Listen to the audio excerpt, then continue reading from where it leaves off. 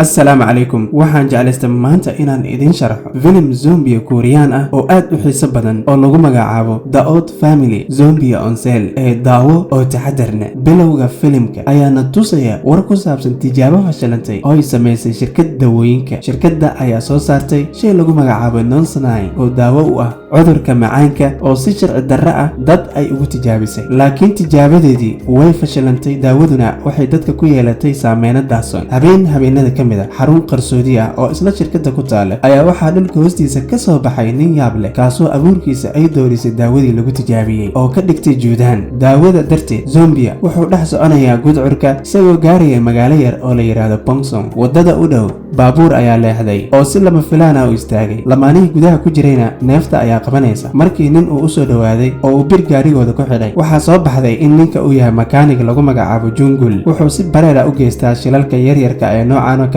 si uu macaamiil uga helo iyagoo taasi aan ka warqabin ayay lamaanihii u ogolaadeen in baabuurka uu kaxeeyo dukaankiisa subaxda xigto lamaanaha ayaa helaya biilka dayactirka gaarigooda kaasoo ka qaalisan sidii uu ahaa caadiyan Jungul xaaskiisa uurka leh Namju ayaa mas-uul kaga ah aruurinta lacagaha macaamiisha marka nin uu isku dayo inuu ku eedeeyo lacagaha ay ku dalaceen gabadha Jungul Haigul ayaa la soo baxaysa mindida hilbaha dhoolatuskii inanta wuu shaqeeyey oo lamaanihii waxay bixinayeen lacagtii iyagoo isla markiiba goobta kala cararay lafahoodii Namju lacagta waxay ku ururinaysay sanduuq ilaalsan xilli Jungul xitaa uunan arki karaynin muuqaalka xiga zombia wuxuu ku socdaa wado isagoo raadinaya dad uu quud ka dhigto wuxuu arkayaa laba dumar ah oo isla socdo isagoo isku dayaya inuu qabto ayay si fudud uga leexanayaan xaggiisa markaan aragno inuu ku guuldaraysto inuu dadka qaniino waxaa caddaatay in ninkan uu ka duwan yahay zombieska caadiga ah ee naqaano ee khatarta badan xitaa carruurta yaryarka ayaa dhagaxyo ku garaacayay oo waxay ku majaajiloonayeen muuqaalkiisa dabadeed wuxuu imaanayaa waddo uu dhex taagan yahay ey baadi ah halkii uu isku dayay inuu cuno isaga ayaaba la sii ceyrsanaya dadka deegaanka ayaa daawanaya isaga oo ka cararaya eega isagoo wareersan dhanka kale Jungul gurigiisa aabihiisa Mandiok ayaa saaxiibadiisa kula ciyaarayay turub sida caadada u ahayd waxa uu maqlay ey aad uga qaylinaya guriga banaankiisa oo waa u soo baxay si uu uga ceeriyo isagoo war aan u ahayn in zombiyaanku uu ku jiro gudaha musqusha Mandiok ayaa soo galay zombia ayaa u suurta gashay inuu qaniino odayga uuna iskaga baxsado goobta isagoo ku jiray cararkiisii ayaa waxaa ka hor imaanaysa Haigul haraanti ayay uga dhufanaysaa kalxanta kadib labadoodaba waxaa sii ceyrsanaya eegii waa isla sii ordayaan iyagoo isku dayaya inay ka baxsadaan waxay gaadheen xuduudka tuulada waxayna la kulmeen Haigul adeerkeeda Mingul oo dib ugu soo noqonayay tuulada kadib markii laga soo eriyey shaqadii uu ka hayay magaalada ugu dambeyntiina saddexdooduba waxaa sii ceyrsaday eegii Haigul ayaa ku kuftay wadada taasoo u sahli doonta in zombia uu qaniino iyada laakiin ka hor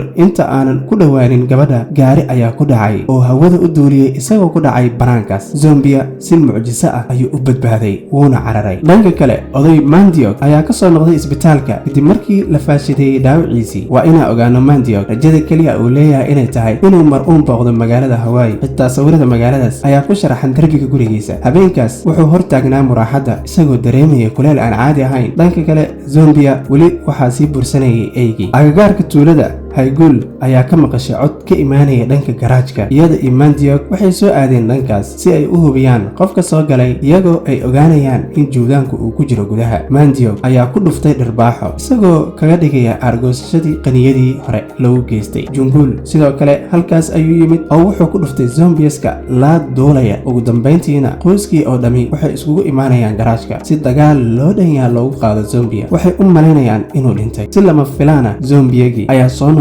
taasoo qoyska ka yaabisay si degdeg ah ayay banaanka uga baxeen iyagoo kor uga bixiray albaabka garaajka Mingul ayaa kuwa kale uga sheekeynayay waqtigaas in ninku uu noqon karo zombie isagoo tusinaya nuqul ka mid ah filimka lagu magacaabo Train to Busan familka waxay ogaadeen marka in qofka uu qaniino zombiyaga uu iyaga ka mid noqonayo markaas isagoo Mandiok filaynin ayay Namju madaxa uga dhufatay bir waxay ninkii ku xidheen gudaha maqaasiinkiisa iyagoo sidaasi u sameynayay badqabkooda awgood maalinta xigtay Mingul wuxuu sameeyey baaritaan badan oo ku aadan juudaanleyda, isagoo wax badan oo ku saabsanna soo saaray sida inay jecel yihiin inay cunaan maskaxda bini'aadamka. marka eegna zombiska garaashku wuxuu jecel yahay kaabajka. Minguul waxa uu soo jeediyey in la dilo Mandio ka hor inta uusan iyaga dilin. iyadoo qoysku ay wada hadlayeen ayuu Mandio ka soo baxay maqaasiinkiisa isagoo soo galay guriga. Minguul oo yaaban ayaa madaxa ku dhuftay, laakiin qoyska intiisa kale ayaa ku canaantay arrintaas. intaa kadib Hayguul ayaa u bixisay zombiga magaca Shangabi, waxaana uu sidoo kale ula dhaqmaysay sida xayawaanada